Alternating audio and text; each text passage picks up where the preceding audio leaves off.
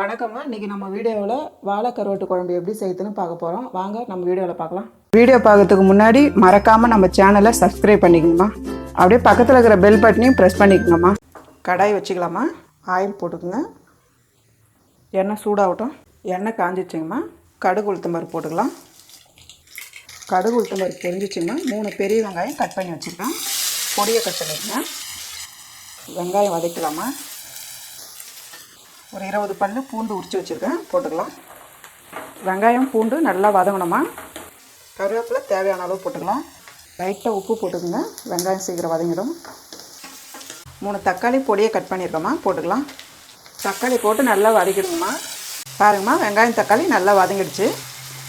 இப்போ நான் 4 கத்திரிக்காய் கட் பண்ணி இந்த மாதிரி நீட்டு வகையில் போட்டிருக்கேன். தண்ணியில் போட்டு வச்சுக்கோங்க. கத்திரிக்காய் இல்லைன்னா கருத்து போயிடும்.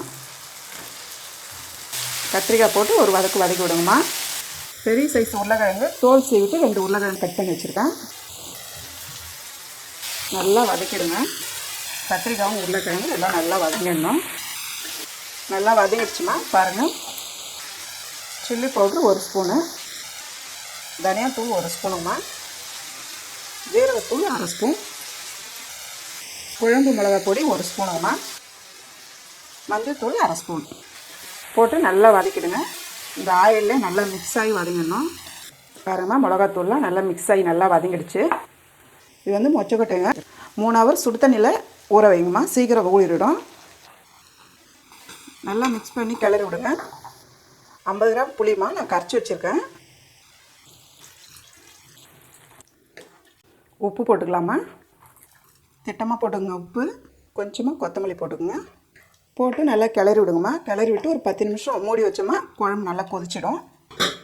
10 நிமிஷம் ஆயிடுச்சுங்கம்மா, பார்க்கலாம். நல்லா சூப்பராக கொதிச்சிச்சு பாருங்கள். கரெக்டாக இந்த பதத்துக்கு வரணும் குழம்பு. காயெல்லாம் நல்லா வெந்துடுச்சு. இப்போ வந்து நம்ம கருவாடு போட போகிறோம். கருவாடு வந்து வெதப்பான தண்ணியில் சுடு தண்ணி வச்சு கொஞ்சம் ஒரு 2 நிமிஷம் 5 நிமிஷம் ஊற வச்சிங்கன்னா இந்த மாதிரி நல்லா க்ளீன் ஆகிடும். அதுக்கப்புறம் பச்சை தண்ணி ஊற்றி நல்லா அலசிடணும். நான் வந்து ஒரு 10 பீஸ் கருவாடு போடுறேன். நல்லா கிளறி விடுங்கம்மா. அப்படியே மேலோட்டம் கிளறி விடுங்க. கிளறி விட்டு ஒரு 2 நிமிஷம் மூடி வச்சா போதும். ஏன்னா வந்து கருவாடு வந்து குழஞ்சி போயிடும். நம்ம சுடுதண்ணில் கழுவி வச்சுருக்கோம் இல்லைங்களா, அதனால் வந்து முள்ளெல்லாம் வெளியில் வந்துடும். ஒரு 2 நிமிஷம் மூடி வைங்க. 2 நிமிஷம் ஆயிடுச்சுங்கம்மா. பாருங்கள், கொதிச்சிடுச்சு நல்லா.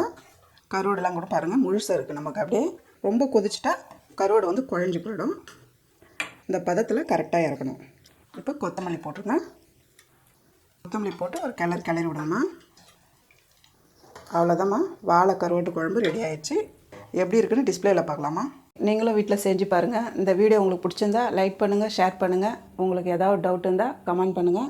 அம்மாவோட வீடியோஸை சுட சுட தெரிஞ்சுக்க மறக்காமல் நம்ம சேனலை சப்ஸ்கிரைப் பண்ணிக்கோங்கம்மா.